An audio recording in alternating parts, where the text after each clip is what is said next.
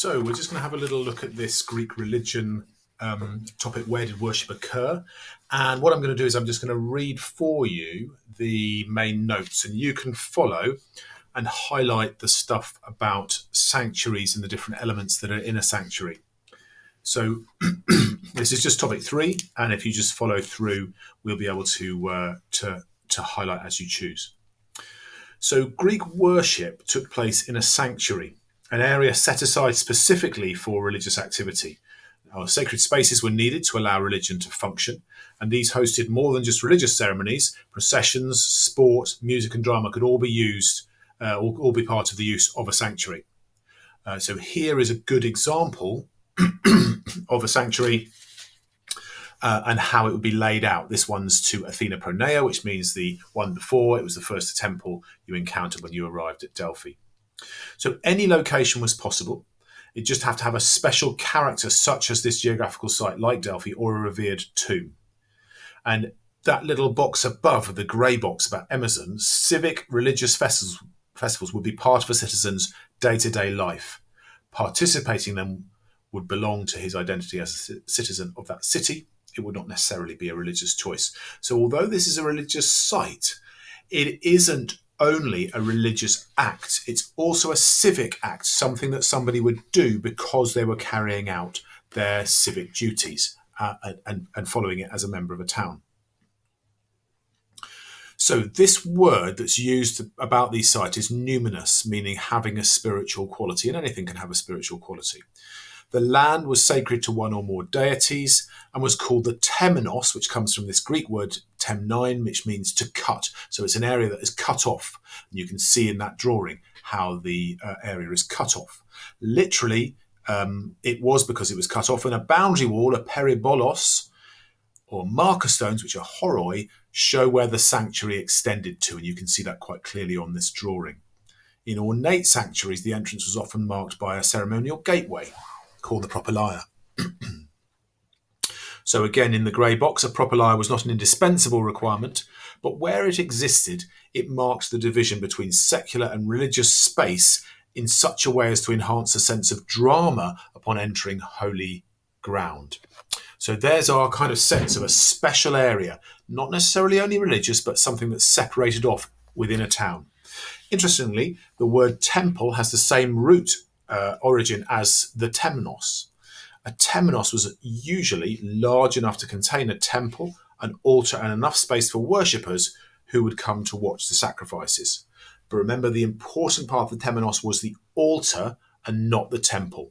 And we can see here how those various different parts of the temenos are, or the sanctuary are enclosed within the temenos here in this drawing.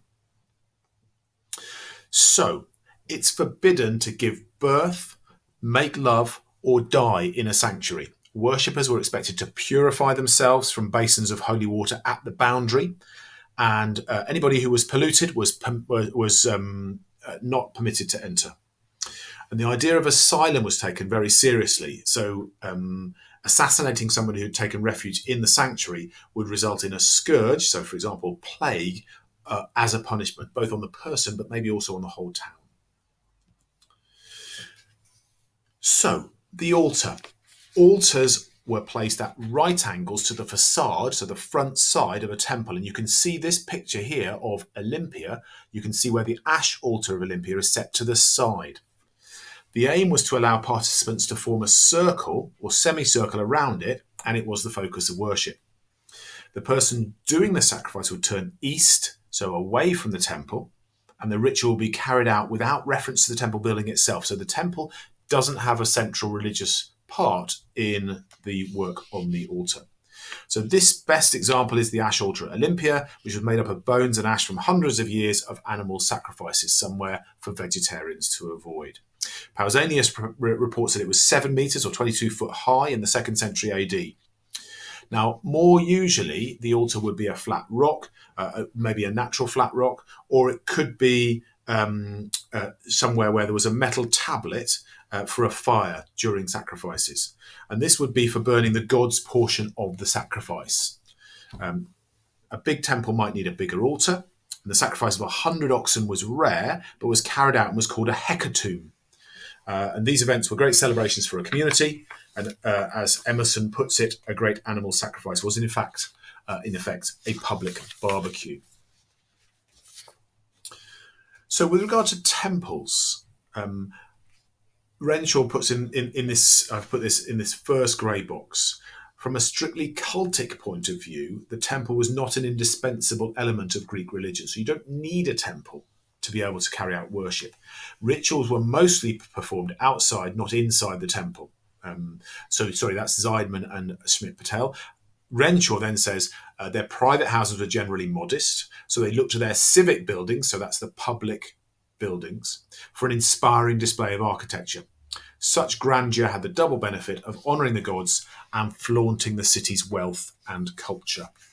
So you can imagine these buildings enormous in size and scale compared to the ones elsewhere. And you can see there how big this one actually is because there's a person there in the foreground. Okay, the temple was the most prestigious building in the sanctuary, but it was actually normally closed to worshippers. And this was because its function was to protect the cult statue and the god's property. And so it was there really as a treasury. It protected the money that belonged to the god. A small number were more significant because they contained various holy sites. And Price argues that the most complex type of temple looked inwards. It incorporated different elements of religious landscape within its walls. Now, we're more familiar with this because in a church, quite often there are tombs or important sort of souvenirs or remnants from a religious experience. But in the Greek norm experience, that's not the case, apart from in these different examples of where you see some slight change to that. The Erechtheion, or the Erechtheion in Athens is a very good example of this. And the other one is the Temple of Apollo, which you'll come to. So the Erechtheion has altars to various gods and heroes actually within the building. So there was a gold statue. I've started reading the Apollo bit. The Erechtheion has marks on the ground from Athena's competition with Poseidon over who's going to be the dominant god over the city. And there is also a shrine with a wooden cult statue of Athena Polias, which the Greeks or the Athenians believed had been dropped from heaven, and they used to dress each year after their Panathenaic procession. Then in Apollo in Delphi, and thanks to Assassin's Creed Odyssey for this reconstruction of the Temple of Apollo, you can see here the temple, the omphalos, which is the navel of the world, the central point of the world, a gold statue and a wooden statue of Apollo, a tomb of Dionysus are all in the temple itself. And there is also the oracular items. So where the oracle is going to act is actually inside the temple quite unusually. So we've got Apollo's sacred laurel, a tree, a tripod with an oracular chasm, and here is eternal flame and the altar of Poseidon. So those are unusual. More normally, the temple was of a simple and fairly predictable design. So you can see here that in the centre is the naos, and that's the dwelling place, and cella is the other word for it, just meaning a room. And it's the main rectangular room facing east, and it houses the cult image. So for the Greeks, the temple was the dwelling place for the god. The pronaos, pro meaning before, so before the naos, is just an entrance porch, and usually that's where you've got your treasury. And the opistodomos, meaning behind the house, is at the back of the naos and holds other temple offerings.